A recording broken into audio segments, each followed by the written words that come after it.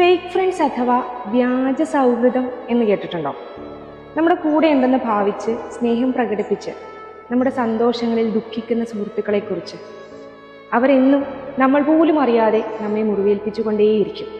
മുറിവുകളിൽ തലോടുന്നതായിട്ടാണ് നമ്മൾ കരുതുക. പക്ഷേ യഥാർത്ഥത്തിൽ ഓരോ മുറിവുകളിലും അവർ ഉപ്പ് തേക്കുന്നതായിരിക്കും.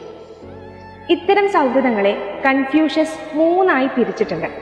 ആദ്യത്തെ കൂട്ടർ മുഖസ്തുതിക്കാരാണ്. നമ്മെ മൂഢസ്വർഗത്തിൽ എത്തിക്കാൻ കെൽപ്പുള്ള, ഒന്നിനോട് മരുതെന്ന് പറയാൻ കഴിയാത്തവർ. ഒരുതരം സ്ലോ പോയിസണിംഗ് ആണിത്.